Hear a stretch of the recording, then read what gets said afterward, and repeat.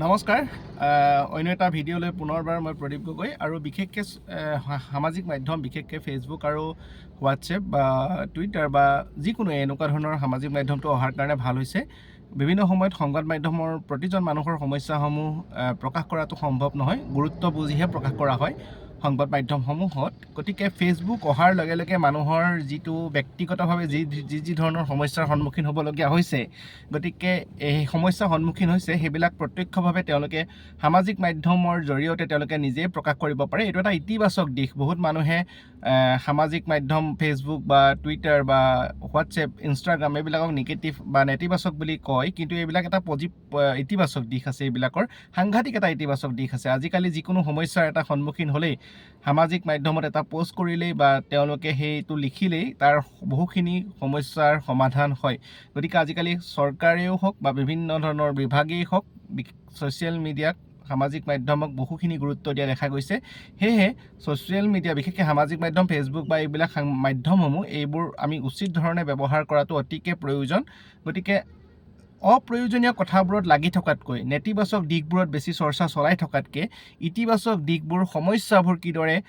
সমন্বয়ৰ মাজেৰে সমাধান কৰিব পাৰি এই দিশবোৰ কিন্তু আলোচনা কৰাটো প্ৰয়োজন শিক্ষা ব্যৱস্থাটোৰ ওপৰত মই বাৰে বাৰে বহুত পোষ্ট কৰি থাকোঁ লিখি থাকোঁ ফেচবুকত ছ'চিয়েল মিডিয়াত লিখি থাকোঁ কাৰণ এইটো এটা কাকতত বাতৰিত এইবিলাক বস্তু ওলাই থাকে তথাপিও তাৰ মাজতো আমি নিজৰ ব্যক্তিগত প্ৰচেষ্টাত যিহেতু আমাৰ এটা সামাজিক মাধ্যমত লিখিব পৰাকৈ নিজৰ ভাৱ প্ৰকাশ কৰাকৈ এটা সুবিধা দিছে গতিকে এই সমস্যাবিলাকৰ ওপৰতো মানুহ অলপ সচেতন হোৱাটো প্ৰয়োজন লিখা মেলা কৰি থকাটো প্ৰয়োজন আপোনাৰ টকা আছে বাবে আপুনি লাখ টকীয়া বিদ্যালয়ত পঢ়াব পাৰিব কিন্তু আমি তাৰ সমান্তৰালভাৱে যাৰ টকা নাই তেওঁলোকেও যাতে সেই একে পৰ্যায়ৰ শিক্ষা পায় তাৰ বাবেও কিন্তু চিন্তা কৰাৰ গুৰুদায়িত্ব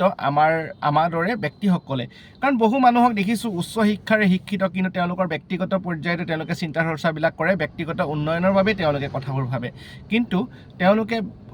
কাষৰ ল'ৰাজনে পঢ়া বিদ্যালয়খনো যে ভাল হ'ব লাগে সেই চৰকাৰী মাধ্যমৰ বিদ্যালয়খনো যে যথেষ্ট সুবিধা পাব লাগে সেই কথাবিলাক বহুতে চিন্তা নকৰে তেনেধৰণৰ চিন্তা কৰাৰো অতিকে প্ৰয়োজন বুলি মই ব্যক্তিগতভাৱে অনুভৱ কৰোঁ আৰু সেয়েহে বহু সময়ত চৰকাৰী মাধ্যমৰ বিদ্যালয়ৰ যিবিলাক ত্ৰুটি নাটি আছে সেইবোৰৰ ওপৰত মই আলোকপাত কৰি লিখোঁ নতুবা মুখেৰে কওঁ ঠিক আজিৰ কোৱাৰ দৰে আজিও মই তেনেধৰণৰ এটা ব্যৱস্থাৰ ওপৰত বা কথাৰ চিন্তাৰ ওপৰতে এই ভিডিঅ'টো প্ৰস্তুত কৰিবলৈ ওলাইছোঁ আজি বাতৰি এটা দেখিলোঁ যে প্ৰাথমিক বিদ্যালয়ৰ আমাৰ শিক্ষা ব্যৱস্থাটোৰ ওপৰত তেওঁলোকে এটা ধুনীয়া এটা প্ৰতিবেদন কৰিছে এখন অসমীয়া দৈনিক কাকতত কথাটো হৈছে যে এই বিশ্ববিদ্যালয় প্ৰাথমিক বিদ্যালয় আৰু মহাবিদ্যালয় এই প্ৰতিটো ক্ষেত্ৰতেই বহুত ত্ৰুটি আছে বহুত কৰণীয় আছে এই কথাবোৰ কিন্তু মানুহে বহু সময়ত চৰ্চা নকৰে গৰমৰ বন্ধ বুলি আমি গৰমৰ সময়ত আমি গৰম বুলি বন্ধ বিচাৰোঁ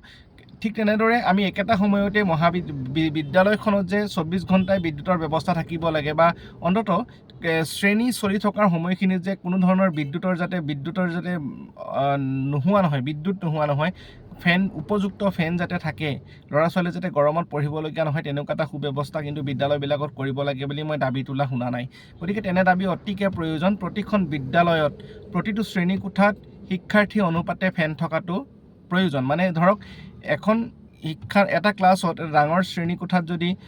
বহুজন শিক্ষাৰ্থী থাকে তেতিয়াহ'লে তাত 2-3খনকৈ ফেন লাগিব গতিকে এই ফেনখিনি উপযুক্তভাৱে বিদ্যালয়খনত আছে নে নাই যদি নাই সেইটো দিয়াৰ প্ৰয়োজন আছে নে নাই এই কথাবিলাক আলোচনা হোৱাটো প্ৰয়োজন এটা কেতিয়াবা বতৰ ডাৱৰীয়া হয় অন্ধকাৰ হৈ পৰে সেই সময়ত বিদ্যালয়ৰ শিক্ষাৰ্থীসকলে পঢ়িব পৰাকৈ বিদ্যুতৰ যোগান ধৰিব পৰাকৈ বিদ্যুৎ আছে নে নাই বা লাইটৰ সুব্যৱস্থা আছে নে নাই এইবিলাকৰো এটা আলোচনা কৰাৰ প্ৰয়োজন আছে অসমৰ উচ্চ শিক্ষা প্ৰতিষ্ঠানবিলাকৰ যিবিলাক লাওলোৱা অৱস্থা হৈছে সেইবিলাকৰ ওপৰত কোনোবাই কওক বা নকওক সেই কথাবিলাকতো চিন্তা কৰা অতিকে প্ৰয়োজন এতিয়া অসমৰ বিশ্ববিদ্যালয় 7খন নে 8খন বিশ্ববিদ্যালয় উপাচাৰ্যৰ পদ খালী হৈ আছে গতিকে এই কথাবিলাক কোনে ক'ব এখন বিশ্ববিদ্যালয় এটা বিভাগত যদি 20জন প্ৰফেচাৰৰ প্ৰয়োজন চৰকাৰে তাতে কেৱল 10জন প্ৰফেচাৰৰ নিয়োগ কৰি থৈছে বাকী 10টা পোষ্ট খালী আছে এই কথাবোৰ কোনে ক'ব এখন মহাবিদ্যালয়ত যদি 7-8টা পোষ্টত মানুহ থাকিব লাগে এটা বিভাগত এজন অধ্যাপক থাকিব লাগে কিন্তু সেই একেটা সময়তে কিন্তু এটা বিভাগত কমেও কেতিয়াবা 2জন 3জন 4জন এনেকুৱাহে অধ্যাপক আছে গতিকে এই কথাবিলাক কোনে ক'ব এই কথাবিলাক এটা আলোচনাৰ বিষয় নহয় জানো বাকী শিক্ষাৰ্থীসকলৰ সমস্যাৰ কথাবিলাক বাৰু নকলোৱে বাৰু এবছৰত 3টাকৈ ষান্মাসিক পৰীক্ষা ছমহীয়া পৰীক্ষা বুলি কয় এটা বছৰ 3টাকৈ পৰীক্ষা পাতে এটা ভাল গৱেষণাগাৰৰ অভাৱ প্ৰতিখন বিশ্ববিদ্যালয় শিক্ষাৰ্থী অনুপাতে তেওঁলোকে গৱেষণা কৰাৰ বাবে এটা উপযুক্ত স্থান নাই। এই কথাবিলাক কিন্তু কোনেও প্ৰকাশ নকৰে, আলোচনা নকৰে। ছাত্ৰ সংগঠনসমূহ নিমাত কিয়? এই বিষয়ত কিয় তেওঁলোকে আজিলৈকে সুস্থিৰভাৱে চৰকাৰৰ লগত কাম কৰিব পৰা নাই? এইবোৰো কিন্তু চিন্তনীয় বিষয়। এই কথাবোৰো কিন্তু আমি আলোচনা কৰাটো প্ৰয়োজন আছে বুলি ভাবি এই ভিডিঅ'টো প্ৰস্তুত কৰিলোঁ গাড়ীৰ মাজতে। গতিকে সকলোৱে ভাবিছোঁ যদি চিন্তাখিনি আপোনালোকে যুক্তিসংগত বুলি ভাবে তেতিয়াহ'লে আপোনালোকে মতামত দিব। ধন্যবাদ।